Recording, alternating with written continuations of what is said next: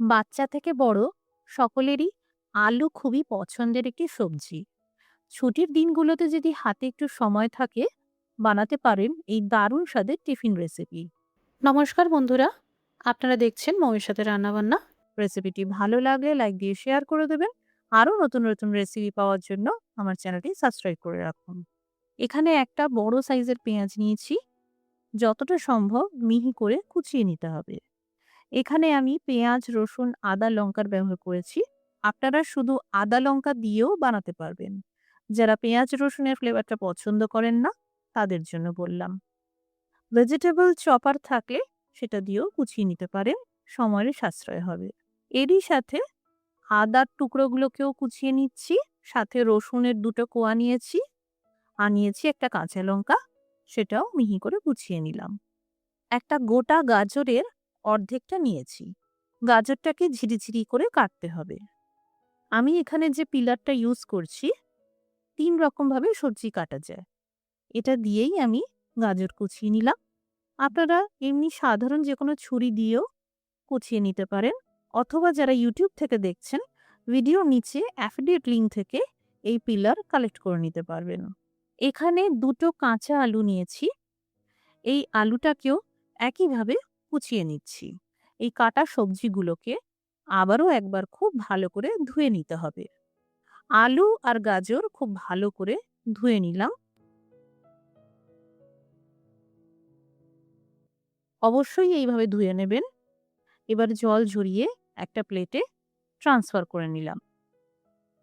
এবার একটা মিক্সিং বোলে এই কাটা সবজির সাথে দিয়ে দিচ্ছি কুচানো পেঁয়াজ, আদা, রসুন আর কাঁচা লঙ্কা।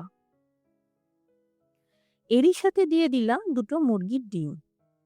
এক এক করে ফাটিয়ে দিয়ে দিলাম। সামান্য করে কুচানো ধনেপাতা দিলাম সুন্দর গন্ধের জন্য।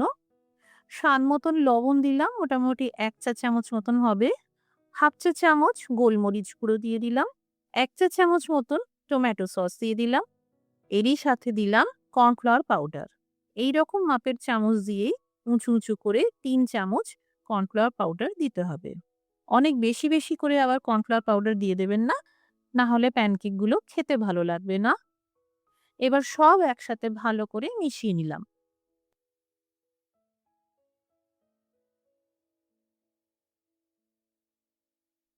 এবার এখানে নিয়েছি একটা ননস্টিকি ফ্রাইং প্যান।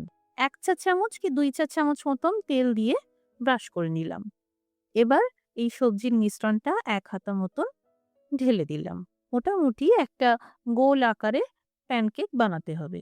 অবশ্যই আঁচটা একদম কম করে রাখবেন, যাতে সবজিগুলো সুসিদ্ধ হতে পারে, প্যানকেক মুচমুচে হতে পারে আর পুড়ে না যায়।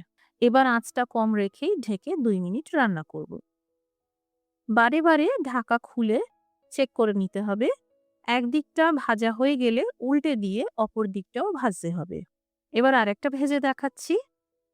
১ চা চামচ তেল ব্রাশ করে দিয়ে ওই একই পদ্ধতিতে সবজির মিশ্রণ ১ হাতা মতন ঢেলে দিলাম। একদম গোল শেপ না হলেও চলবে, মোটামুটি গোল আকারে প্যানকেকগুলোকে ভেজে নিতে হবে। ২ মিনিট মতন ঢেকে রাখার পর উল্টে পাল্টে অপর দিকটাও ভেজে নিতে হবে। ভাজার সময়টা একটু কম বেশি লাগতে পারে। প্যানকেক ভাজার পর স্যান্ডউইচ ব্রেডগুলোকে তৈরি করে নেব। এর জন্য আমি এখানে মাখনের পরিবর্তে মার্জারিন ইউজ করছি।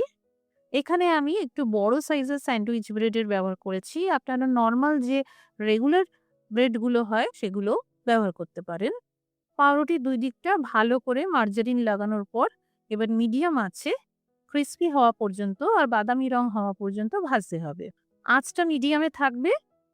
যদি আপনাদের কাছে স্যান্ডউইচ মেকার থাকে তাহলে খুবই ভালো। এইভাবে প্রত্যেকটা পাউরুটির ২ দিকটা ভেজে নিচ্ছি। এই দেখুন ব্রেডগুলো কতটা ক্রিস্পি হয়েছে। এবার স্যান্ডউইচের টপিং করব। এই আলু ডিমের প্যানকেকটা ব্রেডের উপরে রেখে দিলাম। ১ চামচ মতন টমেটো সস লাগিয়ে দিলাম। এবার কাটা টমেটো আর শসার স্লাইসগুলো এইভাবে সাজিয়ে দিলাম। এখানে আপনারা চাইলে সেলেরি বা স্টিমড ব্রকলির ইউজ করতে পারেন। যাদের বাচ্চারা চিজ পছন্দ করেন, এইভাবে গ্রেট করা চিজের টপিং দিতে পারেন। সামান্য গোলমরিচ গুঁড়ো ছড়িয়ে দিলাম। এবার উপর থেকে আরেকটি ব্রেড এইভাবে বসিয়ে দিয়ে হালকা হাতে প্রেস করে দিলাম। এবার কোনাকুনি করে কেটে নেব, ঠিক যেমনটা ক্যাফে বা রেস্টুরেন্টগুলোতে স্যান্ডউইচগুলো হয়ে থাকে। এবার যারা চিজ অ্যাভয়েড করতে চাইছেন তাদের জন্য আরেক রকমভাবে দেখাচ্ছি। ডিম সিদ্ধ করে নেওয়ার পর এইভাবে কুচিয়ে নিতে পারেন বা গ্রেট করে নিতে পারেন। এবার একই পদ্ধতিতে প্যানকেক ব্রেডের উপর রেখে টমেটো সস লাগিয়ে দিলেন। কাটা টমেটোর আর শসার স্লাইসগুলো এইভাবে সাজিয়ে দিলেন। আর চিজের পরিবর্তে এইভাবে কুচানো সিদ্ধ ডিম আস্তে আস্তে ছড়িয়ে দিলেন। এইভাবে চিজ ছাড়াও বানাতে পারবেন। তৈরি হয়ে গেল পোটাটো এগ প্যানকেক স্যান্ডউইচ। রোজকার একঘেয়ে ব্রেড বাটার বা ডিম ভাজা দিয়ে স্যান্ডউইচ খেতে ইচ্ছে না হলে একবার এইভাবেও বানিয়ে দেখতে পারেন। বাড়িতে বানালে কমেন্ট করে জানাতে পারেন কেমন তৈরি হলো। রেসিপিটি দেখার জন্য অসংখ্য ধন্যবাদ। সবাই ভালো থাকুন, সুস্থ থাকুন।